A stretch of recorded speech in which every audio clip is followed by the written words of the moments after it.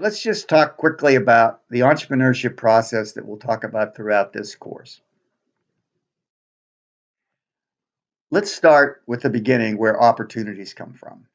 They come from market changes, they come from economic changes or economic, regulatory, and government changes. They come from technology changes, new technologies like faster processors and video, computer graphics, images, and those kinds of things.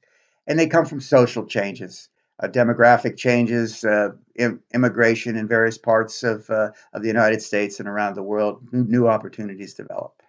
We'll talk about each of these, but here's a way to remember them. My apologies to Yankees fans. We can talk about markets, economic, technology, and social change. Mets. So let's talk about the key activities that have to happen to get a business started. First, you have to have an opportunity. There has to be something out there that says we can build a business around this. Oftentimes, they come from trends in the market, the social trends we just talked about, technology, economic and political trends, market trends, or it might be that you find a problem that needs to be solved in some way. There's no parking. You got to get a parking lot. You need storage. You got to be a storage. How do we do this? Or there may be that you find a gap in the market where people that are the existing companies just have a blind spot on what people really want from a product or service. You have to start with an opportunity. Then you exploit this opportunity by developing a business model. That means you have to be able to create an entity that brings value in, revenue from customers or people that are interested in your product or service, and then you invest that money and other activities in a certain sense to get that business going. It generates enough return that everybody involved, including the people that are giving financial capital and partnerships, are able to make their returns, and it continues to grow and sustain itself. That's what the business model is all about. And then lastly, you have to assemble the team and the resources that you need in order to make this organization work. You have to bring in financial resources, social resources, technical resources, skills. Perhaps you need even physical things like logistics and the like. Right? This basically forms the structure of this course and how we'll talk about how we build an entrepreneurial business. So, in sum, we talk about a process. What is the first thing to do? You have to decide you want to try to do this.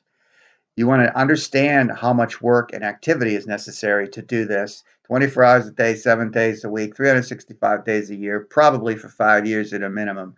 Is that something you really want to do at this point in your life and career? Then you have to say, an opportunity exists. Light bulb, you have a business idea.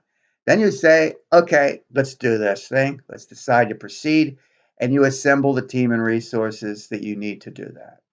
You launch the venture, and then you build value, successfully making it through all the setbacks and problems and execution issues and navigate all the risks associated with that.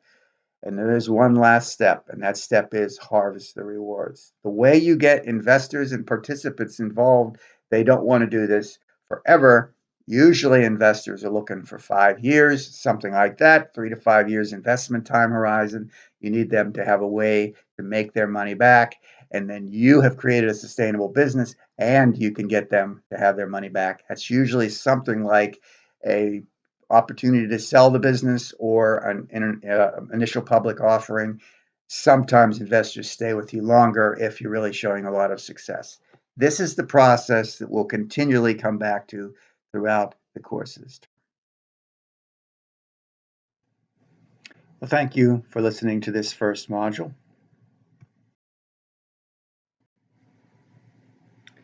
In the next module, we'll talk about recognizing opportunities and generating business ideas. We'll see you then.